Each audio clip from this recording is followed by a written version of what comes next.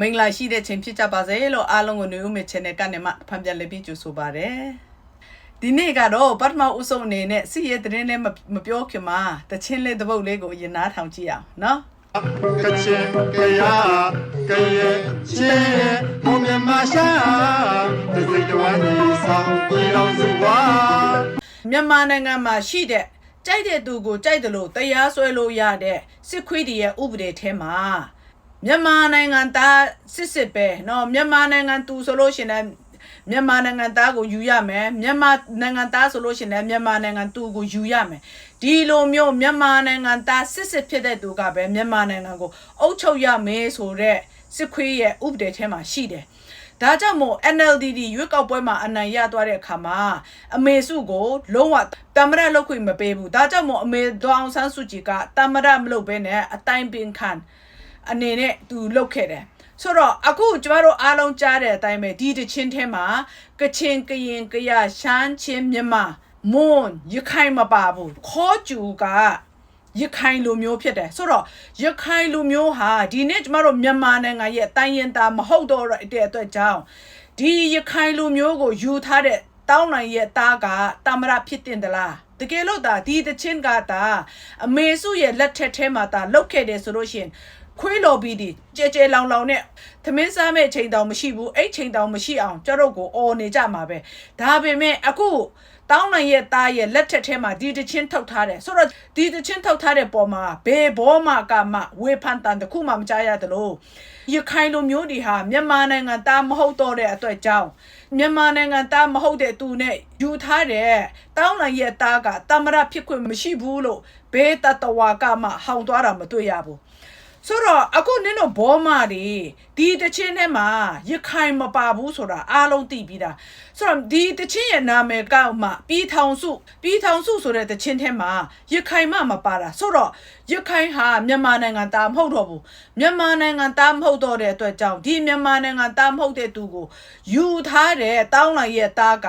တမရဖြစ်တင်သလားဘောမဒီဥစ္စာကိုပြောကြပါနော်ဆိုတော့တောင်းနိုင်ရဲ့သားကရောသူတို့ခွေးတွေရေးဆွဲထားတဲ့ဥပဒေဆိုတဲ့ဒီလက်တလုံးကြားစာရွက်ကစာသားတွေရောသူသိသလားဆိုတော့ဒီနေ့ဘောမတွေဒေါအောင်ဆန်းစုကြည်ရဲ့အမျိုးသားကနိုင်ငံသားဖြစ်တဲ့အတွက်ကြောင့်တမရဖြစ်ခွင့်မပြုဘူးဆိုလို့ရှိရင်ဒီတောင်းနိုင်ရဲ့သားဂျဘူးကရောပြည်ထောင်စုသားမဟုတ်တော့တဲ့ရခိုင်မကိုယူထားတာဖြစ်တဲ့အတွက်ကြောင့်သူကရောတမရဖြစ်တင်သလားဆိုတဲ့ဥစ္စာကိုဒီနေ့နင်တို့ဘောမတွေပြောကြပါလို့ပဲပြောချင်တယ်နော်ဆိုတော့မြန်မာနိုင်ငံမှာဘယ်သူကပြည်ထောင်စုဘွားဖြစ်တင်တယ်လဲမဖြစ်တင်ဘူးလဲဆိုတာကနင်တို့စစ်ခွေးတွေဆုံးဖြတ်လို့မရဘူးနော်ကျတို့မြန်မာနိုင်ငံသားတွေအားလုံးမြန်မာနိုင်ငံသားတွေအားလုံးသဘောတူလက်မှတ်ရေးထိုးမှတာလင်းမြန်မာနိုင်ငံမှာရှိတဲ့တိုင်းရင်သားတစ်ခုခုကိုကျမတို့ဖျောက်လို့ရမှာဖြစ်တယ်မြန်မာနိုင်ငံသားဘယ်သူကမှလက်မရေးထိုးခြင်းသဘောတူခြင်းမရှိဘဲနဲ့နင်တို့စစ်ခွေးတွေကြိုက်တယ်လို့လက်တလုံးကြားလို့မရဘူးမြန်မာနိုင်ငံကတောင်းနိုင်ရဲ့တာနဲ့အမေရဲ့ခေါင်းမဟုတ်ဘူးတင်ကြိုင်မဟုတ်ဘူးဆိုတာကိုမြင်မှတ်ထားပါနော်ပြီးလို့ရှိရင်နောက်တစ်ခုအနေနဲ့ကတော့ကျမတို့ကချင်ပြည်နယ်စီရေးလေးကိုနည်းနည်းလေးပြောချင်တယ်အခုကျမတို့ကချင်ပြည်နယ်ခွန်လန်းဖူးဘက်မှာစစ်ခွေးတွေကအခုဘာလုပ်တယ်လဲဆိုတော့ကချင်ပြည်သူခွေးတွေကနေမှလက်နဲ့ခဲရန်အကြီးအငယ်တွေကိုကချင်ဘောမှာခွေးတွေကနေမှခွန်လန်းဖူးဘက်ကိုတဲနေတယ်ဒါကြောင့်မို့3ရက်လောက်ကတည်းကနေမှခွန်လန်းဖူးမှာတိုက်ပွဲတွေပြင်းပြင်းထန်ထန်ဖြစ်ပွားနေတယ်တိုက်ပွဲဖြစ်နေမှတော့ဘယ်သူမတာပေါ်မလဲဆိုတာတော့နော်အားလုံးသိပြီးသားဖြစ်တယ်ဆိုတော့အခုကချင်ဘောမှာခွေးတွေကိုပြောချင်တာကအခုကချင်ပြည်နယ်မှာမိုးရမ်းရွာတယ်နော်နင်တို့ရဲ့မတာကောင်ရုပ်ဒီနဲ့ကျတို့ရဲ့ကချင်ပြည်နယ်ကိုကြက်တရေတောင်းအောင်မလုပ်ကြပါနဲ့လမ်းမှာတည်နေတဲ့ခွေးမတာတွေကိုလမ်းမှာကြက်တရေမတုံးချင်လို့မြက်ပင်ဘက်ကိုရွှေ့ထားတဲ့ဗီဒီယိုတွေကျတို့ online မှာတချို့တွေလည်းမြင်ပြီးသားဖြစ်လိမ့်မယ်ဒီလိုမျိုးကြက်တရေတောင်းအောင်မလုပ်ကြနဲ့အခုခေါင်လန်ဖိုးမှာဖြစ်တဲ့တိုက်ပွဲထဲမှာဘယ်သူတိုက်တယ်လဲ KIA တွေတိုက်နေတာမဟုတ်ဘူးနော် KPDF တွေပါတယ် KPDF ဆိုတော့အားလုံးကိုကျမရှင်းပြတာဖြစ်တယ် KPDF ကတော့ကျတို့ကချင်ပြည်နယ်မှာမွေးဖွားတော့ကချင်ပြည်နယ်ဖွာလူမျိုးပေါင်းစုံနဲ့ဖွဲ့စည်းထားတဲ့ PDF ဖြစ်တယ်ဒါကြောင့်သူတို့ကိုကချင် PDF လို့ခေါ်တယ်နောက်တစ်ခုကတော့အဲ့မှာတိုက်ပွဲဖော်ဆောင်နေတာတော့ကျတို့လူလီဆူတပ်ဖွဲ့တွေဖြစ်တယ်လူရဝမ်တပ်ဖွဲ့တွေဖြစ်တယ်ဒီတပ်ဖွဲ့3ဖွဲ့ကနေမှ အခုခွေးကချင်တွေကိုတိုက်ထုတ်နေတာဖြစ်တယ်ခေါလမ်ဖူးတိုက်ပွဲထဲမှာတော့ KIA ဒီမပါဝင်ဘူး KPDF ရဲ့လီဆိုတတ်တော်ရဲ့ရူဝမ်တတ်တော်ရဲ့ဒီ၃ဖွဲ့ကနေမှစစ်ခွေးနဲ့တပ်ဆိုင်တဲ့စစ်ခွေးဂျုံတွေကိုတိုက်ထုတ်နေပါတယ်ဆိုတဲ့အကြောင်းကိုပြောပြချင်တယ်တိုက်ပွဲကတော့ရေရွယ်ချက်ရှိလို့တိုက်တာမဟုတ်ပေမဲ့လည်းပဲဒီအုံနောက်မရှိတဲ့ကချင်ခွေးတွေကိုကင်ပြီးတော့လက်နက်တွေကိုကျတို့ကချင်ပြည်နယ်ဒီခေါလမ်ဖူးဘက်ကိုတေယူနေတဲ့အတွက်ကြောင့်တိုက်ပွဲဖြစ်ပွားနေရခြင်းဖြစ်တယ်ဆိုတဲ့အကြောင်းကိုပြောချင်တယ်ပြီးတဲ့ချိန်ထဲမှာပဲအခုဖက်ကမှာတိုက်ပွဲမရှိတာတော့ကြပြီဒါပေမဲ့စစ်ခွေးတွေကတော့ခွေးရိုးပြန်ပြီးတော့လေရင်နဲ့ဘုံကျဲတိုက်ခိုက်မှုကိုပြုလုပ်နေတယ်။အင်ဒိုနာမှာတိုက်ပွဲတွေပြင်းထန်နေတယ်။ရွှေကိုမှာလည်းတိုက်ပွဲတွေပြင်းထန်နေတယ်။ KIA နဲ့ပူးပေါင်းတော်လှန်ရေးတွေအနိုင်ရရှိနေပါတယ်ဆိုတဲ့အကြောင်းကိုပြောပြချင်တယ်။နောက်စီရဲတစ်ခုအနေနဲ့ကတော့အခုကလေးနဲ့တမိုးချမ်းချာမှာတိုက်ပွဲတွေအင်မတန်မှပြင်းထန်နေပါတယ်။ဒါကြောင့်မို့ကလေးနဲ့တမိုးလမ်းမှာနေထိုင်နေတဲ့ပြည်သူလူထုတွေခဏလေးစစ်ဆောင်ပေးကြပါဆိုပြီးမှတော်လာရေးဒီဘက်ကနေမှအတိပေးထားတာသိရတယ်။ဆိုတော့လွန်ခဲ့တဲ့အချိန်မှာမသိတဲ့သူတွေလည်းတမိုးနဲ့ကလေးလမ်းမှာနေထိုင်တဲ့ပြည်သူလူထုတွေခေတ္တစစ်ဆောင်ပေးကြပါတကယ်လို့လုံးဝစစ်ဆောင်ပေးလို့အဆင်မပြေဘူးဆိုလို့ရှိရင်တော့ဒရီဝီရီယာနဲ့နေထိုင်ကြပါလို့နည်းနည်းလေးသတိပေးချင်တာဖြစ်တယ်။ပြီးနောက်သတင်းတစ်ခုအနေနဲ့ကတော့အင်မတန်မှအကုန်ယူစရာပီတိဖြစ်ရတဲ့သတင်းဖြစ်တယ်။ဒါကတော့အခုမကွေးနဲ့နေပြည်တော်လမ်းကြားမှာရှိနေတဲ့ရဲခွေးရဲ့စခန်းနဲ့စစ်ခွေးရဲ့ဂိတ်ကိုတော်လာရဲဘက်ကနေမှမနေ့ကဇွန်လ25ရက်နဲ့မနက်3နာရီမှာတိုက်ခိုက်သိမ်းပိုက်နိုင်ခဲ့တယ်လက်နက်ခဲယမ်းတွေလည်းအများကြီးရှိသလိုစံကုန်မြေလဲတွေလည်းဖမ်းမိတယ်ဆိုတော့သတင်းကိုကြားတဲ့ပြည်သူလူထုတွေအားလုံးနှလုံးကွန်းစီထိတယ်လို့ပဲကြည်နူးဝမ်းသာရပါတယ်ဆိုတဲ့အကြောင်းကိုရှေ့တန်းမှာရောက်နေတဲ့တော်လာရေးပေါ်တွေရောက်စီတိုင်းကိုပြောချင်တယ်အပိုင်ချဲရဲ့ကွန်းစားမလာဦးလေဆိုတဲ့ဗီဒီယိုလေးနဲ့ပီတိဖြစ်ရတယ်လို့ပဲအခုမကွေးနေပြီးတော့လမ်းကြားကဒီစခန်းသိမ်းတိုက်ပွဲလဲအင်မတန်မှပိုင်ချဲရဲ့ကွန်းရလို့ပဲအရသာရှိပါတယ်ဆိုတဲ့အကြောင်းကိုပြောပြချင်တယ်နော်ပြီးနောက်သတင်းတိုတစ်ခုအနေနဲ့ကတော့အမေစုရဲ့မွေးနေ့တုန်းကဖုန်ကြီးတွေကိုထမင်းလူပြီးမှစွတောင်းပေးခဲ့တဲ့ NLD လွတ်တော်အမတ်ဟောင်းဖြစ်တဲ့ဒေါက်တာစောနိုင်ကိုစစ်ခွေးတွေဘက်ကနေမှထောင်ဒဏ်3နှစ်ချလိုက်ပြီဆိုတဲ့ဥစ္စာကိုသိရတယ်ဒေါက်တာစောနိုင်ကသူချစ်ခင်လေးစားရတဲ့တန်ဖိုးထားရတဲ့သူချစ်ခင်မျက်နှိုးရတဲ့လေးစားရတဲ့သူတယောက်ရဲ့မွေးနေ့ဖြစ်တဲ့အတွက်ကြောင့်အလူလုတ်ပေးတယ်လို့နင်တို့စစ်ခွေးတွေမမြင်ကြဘူးလားဒီကိစ္စနဲ့ပတ်သက်ပြီးတော့ကျွန်တော်တို့ဗီဒီယိုတော်တော်လေးကိုကျွန်တော်တို့ကြည့်ရအောင်နော်ကျွန်တော်နိုင်ငံကြီးကအနားယူတော့မယ်လို့အနားယူတော့မယ်ဆိုကြတယ်လို့နောင်အဖွဲ့အစည်းတွေတာဝန်အပြည့်ကုတ်ကဲနိုင်တဲ့အထီတော့ကျွန်တော်တို့နိုင်ငံကိုမပြတ်မစည်းရအောင်ကတောင်းကနေမဖြစ်အောင်ဆက်ထင်းရပါလိမ့်မယ်အဲ့ဒီထိန်းတဲ့အထဲမှာတိုင်းပြည်တစ်ပြည်လုံးလူထုကိုကျွန်တော်သိစေတယ်နောင်ကိုလူစုလူဝေးနဲ့စူပူလုံးလို့ရှိရင်တော့စစ်တပ်ဆိုတာပြည့်ရမှောင်ပြစ်တယ်မိုးပေါ်ထောင်ပြီး6ထာမပါဘူးအဲ့တော့နောင်ကိုစူစူပူပူလုံးမယ်ဆိုရင်တော့လုံးလို့ရှိရင်တော့အဲ့ဒါဆူရက်လူတွေမသက်သာဘူးသာတရောင်းစားနေဝင်နိုင်ငံရေးကနေမှနားသွားမယ်နိုင်ငံရေးကနေနားသွားမယ်လို့ပြောတဲ့အခါမှာသူနိုင်ငံရေးကိုလုံးဝလေးမကြည့်တော့ဘူးလို့မပြောဘူးနော်မြန်မာနိုင်ငံပြည့်စည်မပြည့်စည်ဖို့ရာအတွက်သူကဆက်လက်ပြီးတော့ထိန်းချောင်းသွားမယ်လို့ပြောတယ်မြန်မာနိုင်ငံမပြည့်စည်အောင်သူဆက်လက်ပြီးတော့ထိန်းချောင်းတဲ့အထဲမှာပါဝင်မယ်ကြီးစုသွားမယ်ဒါကြောင့်မို့နိုင်ငံရေးကနေအနားယူသွားပေမဲ့မြန်မာနိုင်ငံရဲ့အုပ်ချုပ်ရေးထဲမှာဆက်လက်ပြီးတော့ပါဝင်သွားမယ်ဆိုတဲ့ဥစ္စာကိုသူပြောသွားတယ်။တစ်ချိန်ထဲမှာပဲပြည်သူလူထုကြီးကိုမကြောက်အောင်ကိုသူလှုပ်သွားတယ်။ဒါဘာလဲဆိုတော့မြန်မာနိုင်ငံမှာစူပူမုတ်လှုပ်တယ်ဆိုလို့ရှိရင်တော့စစ်ခွေးတွေဘက်ကနေမှသူတို့ကင်ထားတဲ့တနက်ကမိုးပေါ်ကိုပြစ်တာမဟုတ်ဘူး။ပြစ်တယ်ဆိုလို့ရှိရင်တက်ပြစ်တယ်။ဒီလိုမျိုးနဲ့ကျမတို့ကိုခြောက်စားသွားတယ်ဆိုတော့အခုစစ်ခွေးတရောင်းစားတောင်းနိုင်ရဲ့တားလဲထူနီး၎င်းပဲသူကတော့အခုစစ်ခွေးအင်ဂျီကိုချွတ်လိုက်တယ်ပြီးရင်တမရအာနာကိုသူ့ဖာသူပေးယူပြီးတဲ့နောက်ပိုင်းမှာလဲသူဟာဆက်လက်ပြီးတော့စစ်ခွေးပဲဒါကြောင့်မို့အခုမြန်မာနိုင်ငံမှာသူစစ်ခွေးအင်ဂျီဝတ်ထားတဲ့အချိန်မှာကျင့်သုံးခဲ့တဲ့ဥပဒေဒီနဲ့အခုသူစစ်ခွေးအင်ဂျီချွတ်ပြီးတော့ကြက်တည်းတုံးတဲ့ခေါင်းပေါင်းကိုပေါင်းထားတဲ့အချိန်မှာရောဘာထူးခြားမှုရှိတယ်လဲနေဝင်းပြောခဲ့တဲ့အတိုင်းပဲသူကနိုင်ငံရေးကနေတော့နားလိုက်မယ်ဒါပေမဲ့မြန်မာနိုင်ငံမပြတ်စည်းအောင်ထိမ့်သိမ့်တဲ့ထဲမှာသူဆက်လက်ပြီးတော့လှုပ်သွားမယ်လို့ပြောတယ်သူကနိုင်ငံရေးကနေအနားယူသွားပြီဆိုလို့ရှိရင်သူမြန်မာနိုင်ငံပြတ်စည်းရာပြတ်စည်းကြောင်းကိုသူထိမ့်သိမ့်ဆရာမလို့ဘူးသူထိမ့်သိမ့်ရမှာကသူ့ရဲ့ခွေးမနဲ့ရထားတဲ့ကလေးတွေကိုသူထိမ့်သိမ့်ရမှာမြန်မာနိုင်ငံသားတွေမဟုတ်ဘူးဆိုတော့အခုထိမ့်သိမ့်ရမယ်လို့လည်းပြောတဲ့အခါမှာပြည်သူလူထုတွေကိုစစ်သားတွေကင်ထားတဲ့တနက်ကမိုးပေါ်ကိုပြစ်ဖို့မဟုတ်ဘူးတက်ပြစ်တယ်ဆိုလို့ရှိရင်ထိအောင်ပြစ်တယ်ဆိုပြီးမှသူခြောက်စားသွားတယ် ဒါပဲဒီနေ့တောင်းနိုင်ရဲ့သားလေထူနေလကောင်းပဲပြည်သူလူထုဒီစိတ်ပြောအောင်ထားမယ်တဲ့ဒီခွေးကောင်ကဘလို့ပြောသွားလဲတော့မသိဘူးဆိုတော့အခုသူကရခိုင်တွေကိုလည်းခဏတော့ပြောလို့ရခိုင်တွေလည်းမြန်မာနိုင်ငံဖွားတွေမဟုတ်တော့ဘူးဒါပေမဲ့ရခိုင်မကိုယူထားတဲ့ဒီတအကောင်ကိုဒီနေ့ကျတော့မြန်မာနိုင်ငံသားတွေဘာလို့တင်တယ်လဲဆိုတာလဲကျတော့ဘယ်တော့မှမမေ့ရဘူးဒါကြောင့်မို့ကျွန်တော်အမြဲတမ်းပြောတယ်ကျွန်တော်တော်လာရေးထဲမှာတွေးအေးသွားလို့မရဘူးနော်ကျွန်တော်တွေးအေးသွားရင်ထာဝရတသက်လုံးကျွန်းဖြစ်ရမယ်ဆိုတာကိုတော်လာရေးမိသားစုတွေပြည်သူလူထုတွေမမေ့ကြပါနဲ့လို့နည်းနည်းလေးပြောချင်တယ်နော်ပြီးလို့ရှိရင်နောက်သတင်းတစ်ပုဒ်နည်းနည်းကတော့အခုဇူလိုင်လ20ကနေမှ24ရက်နေ့အထိအာဆီယံအစည်းအဝေးလုပ်ခဲ့တယ်အာဆီယံအစည်းအဝေးရဲ့နောက်ဆုံးထုတ်ပြန်ချက်ကတော့မြန်မာနိုင်ငံကခွေးတောင်စားတွေကအာဆီယံနဲ့ still far off လို့ရေးထားတယ်ဆိုတော့စစ်ခွေးတွေဘက်ကနေမှအာဆီယံအနံ့ဆိုတဲ့ဖုံတောင်ရှူခွင့်မရှိဘူးဆိုတဲ့ဥစ္စာကိုရေးထားတယ်စစ်ခွေးတွေနဲ့တောင်းနိုင်ရဲ့ချမ်းဆောင်ခွေးတွေကတော့ကျတို့တော်လာရဲတွေကိုပြည်ပြပညာမတတ်လို့နိုင်ငံခြားသွားရပါတယ်အကြမ်းဖက်တောင်းကျမ်းသူတွေတပုံတွေလို့ပြောပေမဲ့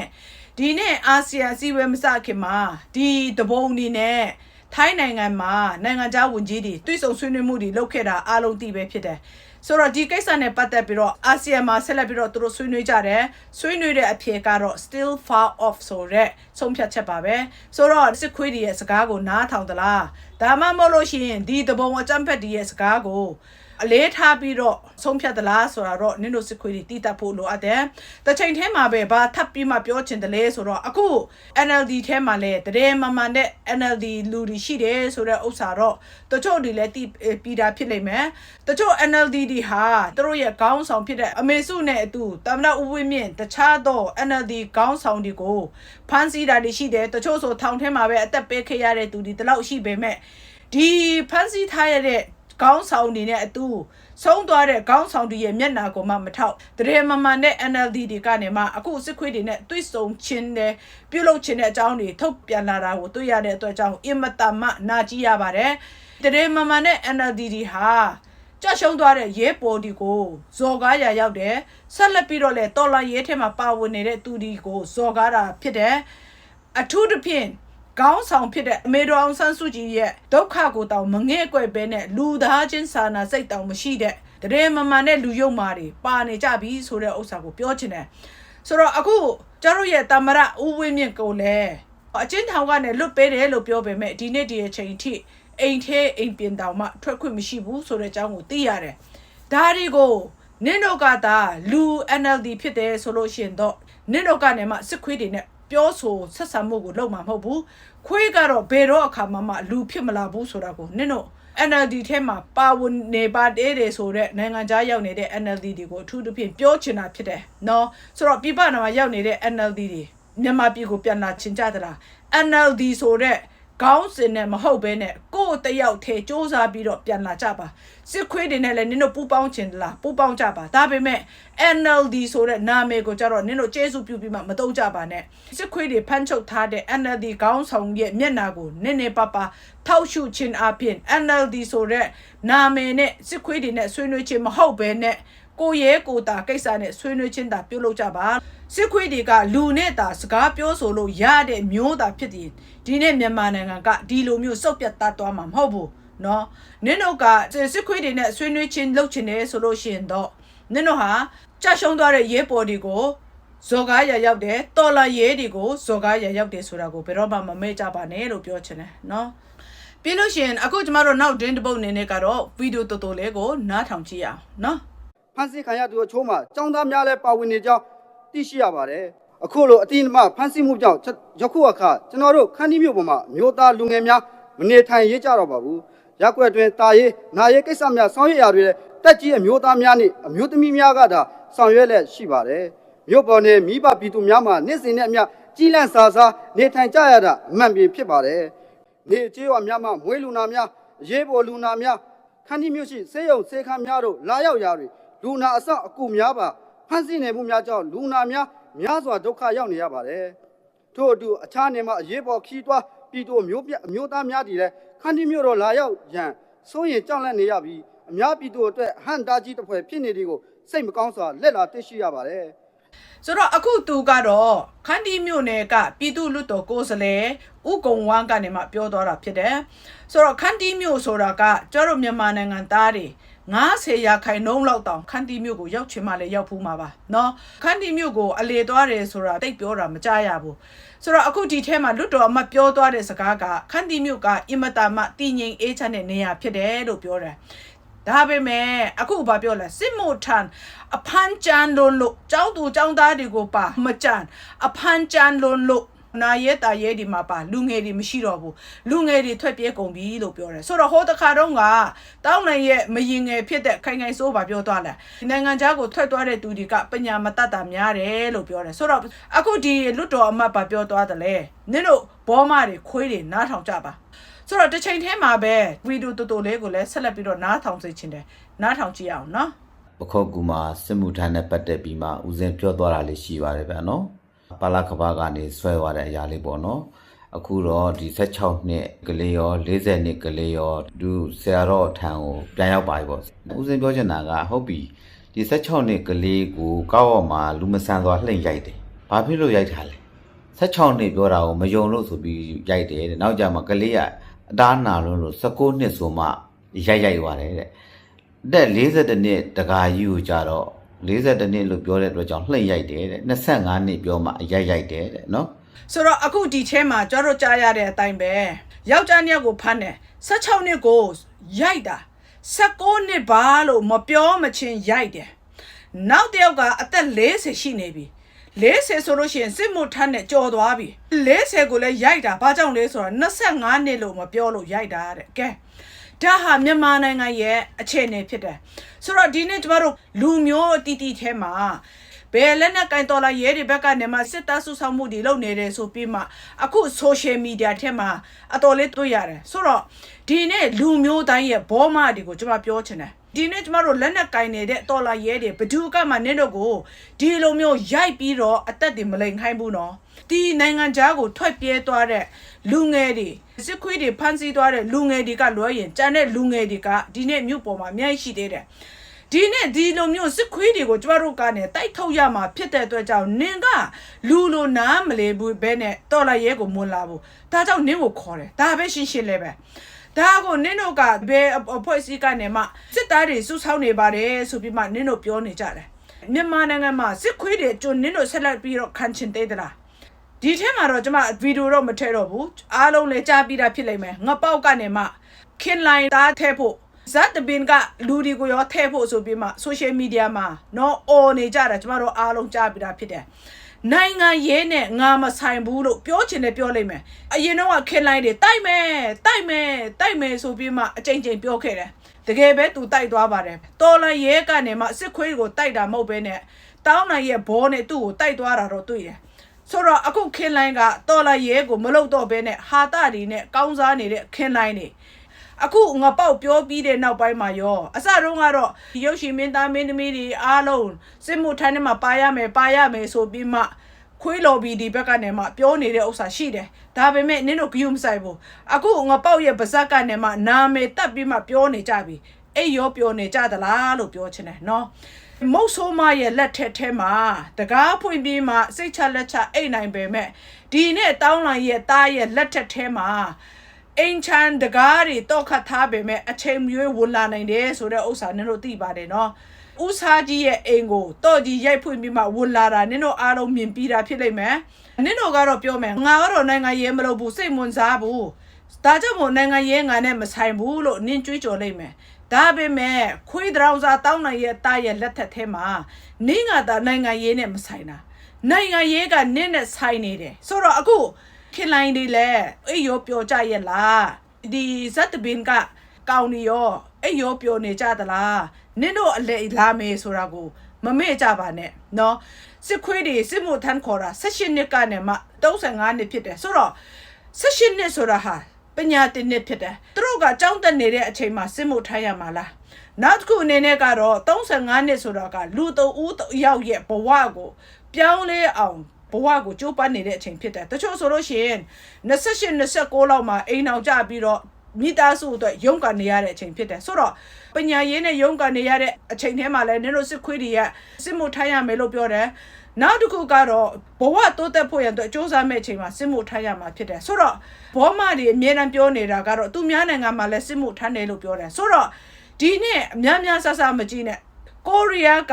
ရုပ်ရှင်မင်းသားမင်းသမီးတွေစစ်မှုထမ်းကြတယ်တယောက်ကရှက်တမ်းမှာမတာပေါ်သွားတယ်ဆိုတာနင်တို့ကြားဘူးသလားစစ်မှုထမ်းတဲ့ကိုဝင်လာတဲ့အချိန်နဲ့ထွက်လာတဲ့အချိန်တခုတည်းပဲအသက်ကတော့ကြီးသွားတာပေါ့ဒါပေမဲ့သူတို့ဘာများထိခိုက်သွားတယ်လဲဘာတခုမှထိခိုက်သွားတာမရှိဘူးဒါကြောင့်မို့သူများနိုင်ငံကစစ်မှုထမ်းဥပဒေရှိရင်လဲဘယ်သူကမှစိတ်ပူပါမနေဘူးထွက်လာလေဆိုလို့ရှိရင်သူတို့ရဲ့ခန္ဓာကိုယ်ဖွင့်ဖြူဖြူနဲ့ထွက်လာတယ်စီကံရှိလာခဲ့တယ်ငွေကြေးရေးဘယ်လိုသုံးဆွဲရမယ်ဆိုတာလဲသူတို့တည်တတ်လာတယ်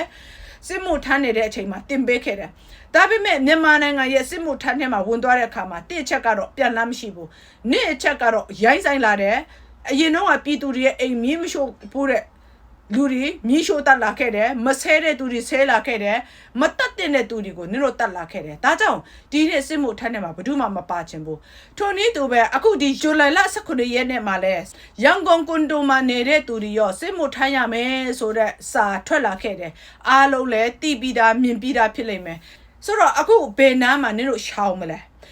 လွန်ခဲ့တဲ့အချိန်မှာတကောင်စင်းကောက်တယ်တကောင်စင်းကောက်တာကလူဦးရေကိုကြည့်ဖို့ဖြစ်တယ်သူတို့ပြောတာကတော့တကောင်စင်းကောက်ပြီးမှဘယ်နေရာမှာကျောင်းတွေဘလောက်စောက်ပေးရမယ်ကျမရဲတွေဘလောက်လုပ်ပေးရမယ်ဒါတွေကြောင့်တကောင်စင်းကောက်ပါတယ်လို့သူတို့ဒီပြောပေမဲ့ဒီနေ့တကောင်စင်းကောက်သွားတာတစ်နှစ်ကျော်သွားပြီဘယ်နေရာမှာဘာလုပ်ပေးတယ်ဆိုတာကြားဘူးတယ်လာ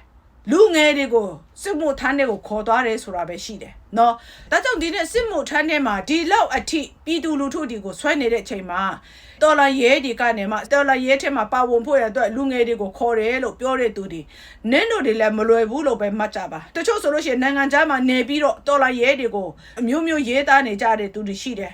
နင်းတို့တွေလည်းတသက်လုံးမြန်မာပြည်ကိုမပြန်လာဘူးလို့တော့နင်းတို့အာမမခံတော့ဘူးလို့ထင်တာပဲနော်ဒီနေ့ကျမတို့ social media ပေါ်လာတာအလကားမဟုတ်ပါဘူးနင်တို့စာရေးထားတာပဲဖြစ်နင်တို့ဗီဒီယိုလုပ်ထားတာပဲဖြစ်နင်တို့ရဲ့ account ထဲမှာနင်တို့ဖြတ်လိုက်ပေမဲ့တချို့လူတွေကနင်တို့ရဲ့ဗီဒီယိုတွေကို download လုပ်ပြီးတော့ social media မှာတင်ပြီးတာဖြစ်တယ်ဒါတွေဟာကျတို့ပြန်မှဖြတ်လို့မရတဲ့မှတ်တမ်းတွေဖြစ်တယ်ဒါကြောင့်မို့နိုင်ငံခြားမှာအော်နေကြတဲ့သူတွေရောဘောမှာပြီးတော့အော်နေကြတဲ့သူတွေရောရေခတ်မကြုံရင်လည်းထင်းခွေတော့ကြုံမယ်ဆိုတာကိုနင်တို့မမေ့ကြပါနဲ့နော်စစ်ခွေးကိုအလိုမရှိဘူးလို့ပြောနေကြတဲ့ပြည်သူလူထုတွေလည်းစဉ်းစားကြည့်ကြပါနေ့ရက်သားငါရက်သားတော်လန်ရဲဘက်ကိုမပါဘူးဆိုလို့ရှိရင်တော်လန်ရဲမှာဘယ်သူလက်နဲ့ကင်ပြီးတော့စစ်ခွေးကိုတော်လန်ပေးမလဲစစ်ခွေးတွေကို magic wand နဲ့ပဲပျောက်သွားအောင်ကျတို့လုပ်နိုင်တာမဟုတ်ဘူးစစ်ခွေးတွေကိုကျမတို့ကစကားနဲ့ပြောဆိုလို့မရတော့တဲ့အတွက်ကြောင့်လက်နက်ကင်လာတာဖြစ်တယ်ဆိုတော့အဆွေးနွေးတာနဲ့ပတ်သက်ပြီးတော့လဲကျမတခါလဲဗာပြောချင်လဲဆိုတော့အခုကျမတို့အားလုံး TNLD နဲ့ဒီစစ်ခွေးတွေဆွေးနွေးတာအားလုံးကျမတို့သိပြီးသားဖြစ်တယ် TNLD နဲ့ပတ်သက်ပြီးတော့ကျမတို့တော်လာရေးထဲမှာလဲအမြင်အမျိုးမျိုးရှိတယ်အမြင်အမျိုးမျိုးထဲကနေမှကျမအမြင်ကိုပြောပြချင်တယ်ကျမအမြင်ကိုပြောတဲ့အခါမှာကချင်နေနဲ့ TNLD ကပြဿနာဖြစ်တဲ့အတွက်ကြောင့်ဒီစကားကိုပြောတယ်ဆိုတာထက်မန္တလာမန်ဘူးလားဆိုတဲ့အပိုင်းကိုပဲကိုယ့်ရဲ့အုံနောင်နဲ့စဉ်းစားပြီးပြောစေချင်တယ်နော်စစ်ခွေးတွေနဲ့ TNLD ဆွေးနွေးသွားတဲ့အထက်ကနေမှတခုကိုပဲချက်ခံပြီးတော့ကျမရဲ့ခံယူချက်ကိုပြောပြချင်တယ်ဒါကဘာလဲဆိုတော့ TNLD ပြောသွားတာကတကယ်လို့ဒါသူတို့ကိုမိုင်းလာတို့လိုဝါဒီလိုကိုကန်ဒီလိုသူတို့ကိုကိုပိုင်အုပ်ချုပ်ရဲ့နေမြေဒေသတွေတတ်မှတ်ပေးတယ်ဆိုလို့ရှိရင်တော့စစ်ခွေးတွေနဲ့တလုံးတစ်ဝအထက်ပူပေါင်းသွားမယ်ဆိုတဲ့အကြောင်းကိုပြောသွားတယ်ဒီကိစ္စနဲ့ပတ်သက်ပြီးတော့တချို့ကတော့ပြောတယ်တရုတ်ဒီရဲ့ PR သူတို့ရဲ့ပြည်သူလူထုတွေကိုငဲ့ညာတဲ့အတွက်ကြောင့်စစ်ခွေးတွေနဲ့အပြစ်ခတ်ရက်ဆဲလိုက်တယ်ဆိုတဲ့ဥစ္စာကိုတချို့တော့ကျတို့တော်လာရဲတွေဘက်ကနေပြောနေကြတယ်သူတို့ရဲ့နေမြေထဲမှာပဲဘုံကျဲတာမဟုတ်ဘူးမြန်မာနိုင်ငံနေရာအတီးတီးထဲမှာဘုံကျဲတိုက်ခိုက်မှုကိုပြုလုပ်တယ်ဒီ TNLD in arm မချိတဲ့ခင်မှာဘာလုပ်ခဲ့တယ်လဲ KIA စစ်သားတွေကိုနှီးမျိုးစုံနဲ့သူတို့ပြဿနာရှာမှရန်ဖြစ်ခဲ့တယ်အားလုံးသိတယ်PDF ရဲပေါ်တွေကိုဖမ်းဆီးမှုတွေကိုသူတို့လုပ်ခဲ့တယ် PDF ရဲပေါ်နဲ့ကျတို့ KIA တွေကိုဘာလုပ်ခဲ့တယ်လဲဆိုတာတော့ကျွန်မမပြောတော့အားလုံးသိပြီးသားဖြစ်တယ်အဲ့နောက်ပိုင်းမှာကျတို့ KIA တွေလည်း TNLD နဲ့အတူမရှိတော့ဘူး PDF တွေအများကြီးလည်း TNLD တွေကိုစိတ်နာသွားတာတွေရှိတယ်ဒီလိုနဲ့ဖြစ်သွားတဲ့အခါမှာသူတို့တိုက်ခဲ့တယ်အဲ့အချိန်မှာတရုတ်ဒီကဝါတွေကိုဖိအားပေးလို့တနတ်မရတော့ဘူးလက်နက်ခဲယမ်းမရှိတော့တဲ့ခါမှာတော့တနတ်ဆိုတာဟာဒုတ်ကောက်တစ်ချောင်းလောက်တောင်အတုံးမကြတော့ဘူးဒီလိုမျိုးအခက်ခဲမရောက်ခင်တုန်းကသူတို့ပြဿနာအရင်ရှာခဲ့တယ်30 ခုထဲမှာ MNDAA ရဲ့ TNLA ရဲ့ AA ရဲ့လို့ပဲပြောတယ်ဒါပေမဲ့သူ့ရဲ့နောက်ကွယ်မှာအဖွဲ့အများကြီးရှိသေးတယ်ဥပမာ PDF တွေပါတယ် ကချင်နေပါတယ်ဒါတွေကိုဘယ်သူပြောတယ်လဲမပြောဘူးနော်အဓိကဇက်ကောင်ဖြစ်တဲ့ MNDAAD TNLAD AAD ဒီတုံးဖွဲ့လို့ပဲကျမတို့ကအများကြီးပြောကြတယ် MNDAAD တရုတ်တွေကြောင့်ပြစ်ခတ်ရက်ဆက်လိုက်တယ်ဟုတ်ပြီဒါပေမဲ့သူတို့နဲ့အတူတူ AH ကြံသေးတယ် PDF ကြံသေးတယ်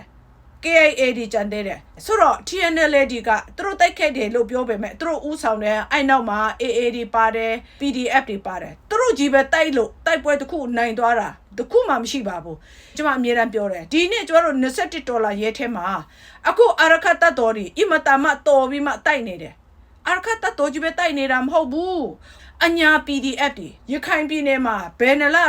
တော်လာရဲပြီးတော့ပြန်လာခဲ့တယ်ဆိုတဲ့ဗီဒီယိုဖိုင်ကျွန်မရဲ့ဗီဒီယိုထဲမှာလည်းတင်ပေးခဲ့ပြီးသားဖြစ်တယ်ဆိုတော့အာရခတ်တပ်တော်တွေအမတာမတော်တယ်ဒီနေ့ကဘာကနေတောင်မှအတိမပြုတ်ထားခြင်းကိုခံရတယ်ဒါပေမဲ့အာရခတ်တပ်တော်ကြီးပဲတိုက်သလားမဟုတ်ပါဘူးတခြားတော့ကျွန်မမပြောတော့ဘူးအနီးကပ်ဒီကိုပဲကျွန်မပြောမယ်ချင်းနေနဲ့အညာဗမာ PDF တွေအများကြီးရှိတယ်ထိုနည်းတူပဲကျွန်တော်တို့ KIA တွေတိုက်တယ်လို့ပြောပေမဲ့ KIA ကြီးပဲမဟုတ်ဘူး AA ပါတယ်ချင်းနေရှိပါတယ်ကုကီပါတယ်နာဂပါတယ်ဗမာပါတယ်လူမျိုးပေါင်းစုံပါတယ်ဆိုတော့ဒီနေ့ကျမတို့မှာခွဲလို့မှမရတာဆိုတော့ TNLAD မြို့ရွာ14ခုတိုက်ခိုက်သိမ်းပိုက်နိုင်ခဲ့တယ်ဆိုတာ TNLAD ရဲ့အောင်မြင်မှုကြီးပဲမဟုတ်ဘူးလေမြန်မာနိုင်ငံရဲ့အောင်မြင်မှုလေအဲ့ထဲမှာတော်လန်ရဲကိုဆက်မတိုက်ဘဲနဲ့ပလောင်ပြည်နယ်ရရှိရဲဆိုပြီးမှစ조사လာခဲ့ကြတယ်ဒါကြောင့်မို့ပလောင်ပြည်နယ်လို့သူတို့တတ်မှတ်ခြင်းတဲ့နေရာထဲမှာကျတော့ KIA ရဲ့စခန်းတွေကိုသူတို့ဖျက်သိမ်းပေးခဲ့တယ်ကျတော့ရမဖြစ်ချင်ဘူးမဟာမိတ်တပ်ဖွဲ့တွေဖြစ်တယ်ဆိုပြီးမှကျတော့ KIA တွေစခန်းပေါင်း17ခုကျတော့နောက်ဆုတ်ပေးခဲ့လိုက်ရတယ်ဒီစခန်းတွေရှိတဲ့နေရာတွေအခုစစ်ခွေးတွေရဲ့လက်အောက်ထဲကိုရောက်သွားတယ်အခုခိုင်ဆိုလို့ရှိရင်လဲ MNDAAD ပိုင်သွားပြီတရက်ပဲ MNDAA နဲ့ TNLAD တိုက်ပွဲဖြစ်ခဲ့တယ် TNLAD MNDAA ကိုပေးလိုက်တယ်အဲ့ဥစ္စာကျမတို့ KIAD ရဲ့ဆက်ဆံရေးယုံဆောက်ထားတဲ့နေရာဖြစ်တယ် TNLAD ကြောင့်ကျမတို့ဆုတ်ပေးလိုက်ရတယ်အခုဘုဒ္ဓလက်ထဲကိုရောက်သွားတယ်လေတော်လာရဲထဲမှာမာနဖြစ်လာခဲ့တယ်တော်လာရဲပြီးသွားတဲ့အခါမှာကျတို့လှုပ်တင်လှုပ်ထိုက်တဲ့အရာတွေကိုတော်လာရဲမပြီးခင်မှာတို့တစ်ခုပြီးတစ်ခုလှုပ်သွားတယ်စစ်ခွေးတွေကဘယ်တော်လာရဲနဲ့ပဲဆွေးနွေးသူတို့မှမုံရှိပြီးသားဖြစ်တယ်စစ်ခွေးတွေရဲ့အစ်မြင့်ဆောင်60ထဲမှာပါလေဆိုတော့စစ်ခွေးတွေကနိုင်ငံရေးအဖွဲ့အစည်းမဟုတ်ဘူးဒါကြောင့်ဘယ်သူနဲ့မှနိုင်ငံရေးအကြောင်းဆွေးနွေးမှာမဟုတ်ဘူးပြီးလို့ရှိရင်စစ်ခွေးကနေမှဖွဲ့စည်းထားတဲ့စစ်ခွေးအစိုးရကနိုင်ငံရေးအစိုးရမဟုတ်တဲ့အတွက်ကြောင့်ဘယ်သူနဲ့မှလည်းနိုင်ငံရေးအကြောင်းကိုဆက်ဆက်ဆွေးနွေးမှာမဟုတ်ဘူးဒါပေမဲ့စစ်ခွေးတွေရဲ့သူတို့ရဲ့မူပေါင်းကိုလက်ခံနေဆိုလို့ရှိရင်တော့အဲ့အဖွဲ့အစည်းကိုသူတို့ကနေမှ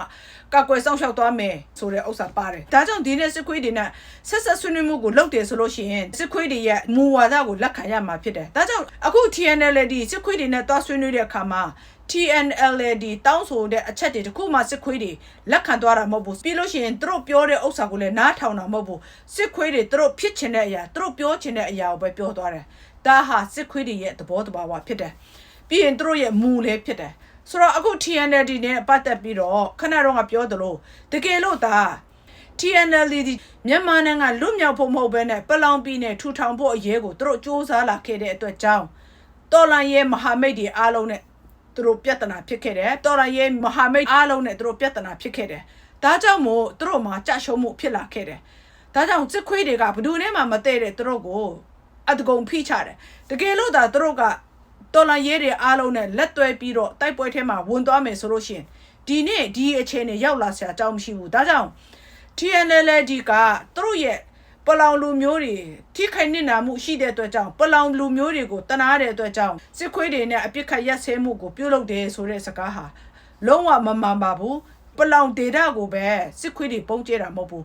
မြန်မာနိုင်ငံအနှံ့ပုံကျဲတိုက်ခိုက်နေတာအားလုံးသိပြီးတာဖြစ်တယ်ဒါကြောင့်ငါတို့ပလောင်တွေကိုပဲဘုံကျဲတိုက်ခိုက်လို့စစ်ခွေးတွေနဲ့အပြစ်ခတ်ရက်စဲမှုကိုပြုလုပ်ရတာဖြစ်တယ်စစ်ခွေးတွေနဲ့တွားဆွေးနွေးရပါတယ်ဆိုတော့စင်ချေဟာလုံးဝတော်လာရဲကိုကြော်ကားတဲ့စင်ချေတာဖြစ်တယ်လို့ပြောချင်တယ်เนาะအခုစစ်ခွေးတွေကဘဒူတွေနဲ့